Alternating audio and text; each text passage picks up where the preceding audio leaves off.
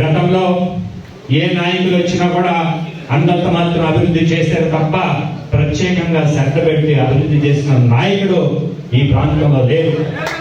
ఒక కుటుంబం దాదాపుగా 40 సంవత్సరాలు ఈ ఉదయగిరి నియోజకవర్గంలో ఎమ్మెల్యేలుగా ఎంపీలుగా చేసిన ఒక కుటుంబం ఇక్కడ ఏం చేసిందో మీ అందరికీ ఆత్మపరిశీలన చేసుకోండి. ఒకసారి నేనేం చేశానో ఒకసారి చేసుకోండి. అదే కుటుంబంలో ఒక మంత్రి కూడా ఉన్నాడు. ఆయన ఒక పని చేయరా. ఆయన ఇక్కడ వాళ్ళ వ్యాపారం కోసం కాలేజీలు కట్టుకున్నారు తప్ప ప్రజల బాగోగులు చూసిన దాఖలాలు లేవు.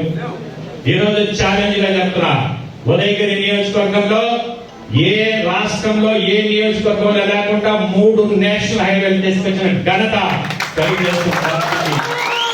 అక్కడ కొండాపురంలో కామధేను ప్రాజెక్ట్ అయితేనేమి, వింజమూరులో హాస్పిటల్ అయితేనేమి, ఉదయగిరిలో హాస్పిటల్ అయితేనేమి 6 సబ్ స్టేషన్ తీసుకొచ్చాం. పవర్ షార్టేజ్ వస్తా ఉంటే బాబు గారు చెప్పారు, ఈ టైంలో కరెక్ట్ కాదు రామారావు, ఏదైనా ఉంటే మేము చూసుకుంటాం, నువ్వు పోటీ చేయాలంటే ఓడిపోతానని 2 సార్లు నిలబడి పోటీ చేశాను.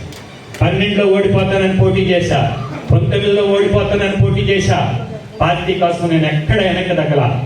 14లో 12లో ఓడిపోయిన తర్వాత సొసైటీ ఎలక్షన్ లో, పంచాయతీ ఎలక్షన్ లో, ఎంపీటీసీలు, జెడ్పీటీసీలు అన్ని ఎలక్షన్లకి ఆర్థికంగా ఆదుకున్న ఎవరినో చెప్పమని ఇక్కడ ఉండేవాడిని. అదేవిధంగా 2014 తర్వాత 19 తర్వాత ఈ మధ్య వచ్చినాయి కరోనాలో పంచాయతీ ఎలక్షన్ వస్తే దానికి కూడా నేను ఆర్థిక సహాయం చేశాను. ఈ జిల్లాలో సొసైటీలకి, పంచాయతీలకి ఎలక్షన్లకి ఖర్చులకు డబ్బులు ఇచ్చింది నేనే. ఛాలెంజ్ గా చెప్తున్నా, ఇక్కడ ఉన్న నాయకులందరికీ తెలుసు. ఎంపీటీసీలు ఆ రోజు సమైక్యాంధ్ర అప్పుడు ఉద్యమం చేస్తే ఆర్టీసీ కార్మికులకి 2 లారీలో రైస్ తీసుకొచ్చి ఉదయగిరి బస్ స్టాండ్ లో పంచాను నేను. ఎన్నో గుడులు చేశాను. అదే కాకుండా గుండి మడకల గ్రామంలో ఒకసారి నేను ఆ గ్రామానికి వెళ్ళా. ఎస్సీలు 400 ఓట్లు ఉన్నాయి అక్కడ.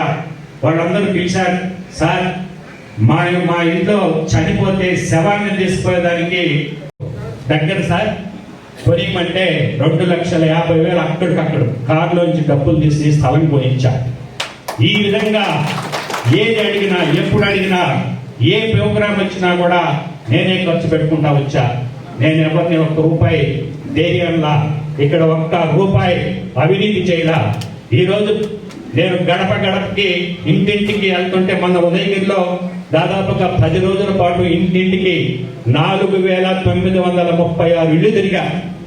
ఒక్కడు కూడా నన్ను నిలయలా, నువ్వు నాకు ఎవరు అన్యాయం చేశావు, నా దగ్గర డబ్బులు తీసుకున్నాక పని చేయలేదు, నాకు అబద్ధం చెప్పావు, ఏ ఒక్కడు కూడా నన్ను నిలదీసినోడు లేడు. తప్పు చేస్తే ఖచ్చితంగా ఎవరినైనా నిలదీస్తారు. ప్రధానమంత్రినైనా, ముఖ్యమంత్రినైనా ప్రజలకు మరిన్ని వీడియోస్ కోసం ఛానల్ ని సబ్స్క్రైబ్ చేయండి. లేటెస్ట్ అప్డేట్స్ కోసం వాట్సాప్ ఛానల్ ని ఫాలో చేయండి. అండ్ లింక్ డిస్క్రిప్షన్ లో ఉంది.